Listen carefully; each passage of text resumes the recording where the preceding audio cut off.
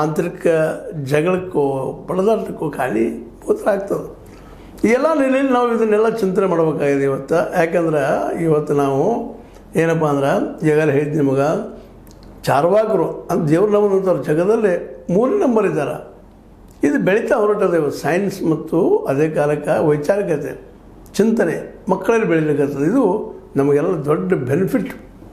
ಯಾಕಂದ್ರೆ ನಾವು ಜಗದಲ್ಲಿ ನಾವು ಇವತ್ತೊಬ್ಬ ಯೋಗ್ಯ ಮನುಷ್ಯರಾಗಿದ್ದೀವಪ್ಪ ಅಂತೇಳಿ ಅದಕ್ಕೆ ಎಲ್ಲರಿಗೂ ಶಿಕ್ಷಣ ಸಿಗಬೇಕು ಅಂತ ಹೇಳ್ತಾ ಇರೋದು. ಏನಪ್ಪ ಅಂದ್ರೆ ನಿಜವಾದ ಶಿಕ್ಷಣ ಸಿಗ್ತಂದ್ರೆ ಸಹಜವಾಗಿ ಜಾತಿ ಧರ್ಮ ಕುಲ ಬದುಕಿ ಸರದ ಬದುಕೋದು ಹೆಂಗಪ್ಪ ನಾಳೆ ಅದಕ್ಕೆ ಚಿಂತೆ ಮಾಡ್ತಾರೆ.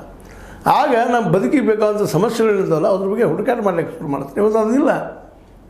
ಒಂದಿಷ್ಟು ಜನ ನಮ್ಮ ದಾನದ ರೂಪದಲ್ಲಿ ಮತ್ತವ್ರ ರೂಪದಲ್ಲಿ ಸಹಾಯ ಮಾಡಿದಂಗೆ ಮಾಡಿ ನಮ್ಮಲ್ಲೇ ಜಗಳವನ್ನು ಹಚ್ತಾ ಇರ್ತಾರೆ. ಹಿಂದೂ ಮುಸ್ಲಿಮ್ ಅಂತೂ ಮತ್ತೇನೋ ಅಂತೇಳಿ ಅದರಿಂದ ಆಗೋದು ಲಾಭ ಯಾರಿಗಪ್ಪ ಅಂತಂದ್ರೆ ಕೆಲವು ಜನಕ್ಕೆ ಅನುಕೂಲ ಆಗ್ತದೆ. ಆದರೆ ಬಹುಸಂಖ್ಯಾತರಿಗೆ ದೊಡ್ಡ ಹೊಡೆದು ಕೊಡ್ತದೆ. ಈ ಎಲ್ಲ ನೆಲೆಯಲ್ಲಿ ಯೋಚನೆ ಮಾಡಬೇಕಾಗ್ಯದ. ಇವತ್ತು ಸಿದ್ದರಾಮಯ್ಯನವರು ಎಂಥ ಪ್ರಸಂಗ ಬಂದರು, ಬಾನು ಮುಸ್ತಾಕ್ ಅವ್ರನ್ನ ಕರೆಸಿ ಉದ್ಘಾಟನೆ ಮಾಡಿದ್ದು ಒಂದು ಒಳ್ಳೆಯ ಮೆಸೇಜ ಇಂಟರ್ನ್ಯಾಷನಲಿ ಹೋಗ್ತದೆ ಅನ್ನೋದ್ರಲ್ಲಿ ಎರಡು ಮಾತಿಲ್ಲ. ಎಲ್ಲರೂ ನೋಡ್ತಾ ಇರ್ತಾರೆ. ಅದರಲ್ಲೂ ಮುಸ್ಲಿಮ್ ಮತ್ತು ಇಸ್ಲಾಂ ಪರ ಇದ್ದ ಜನ ಅಥವಾ ಅಲ್ಲಿ ದೇಶಗಳು ಅಲ್ಲಿ ಜನ ನಮ್ಮನ್ನು ನೋಡ್ತಾ ಇರ್ತಾರೆ, ಏನಪ್ಪ ಇವರು ಏನು ಮಾಡಬಹುದು ಅಂತೇಳಿ.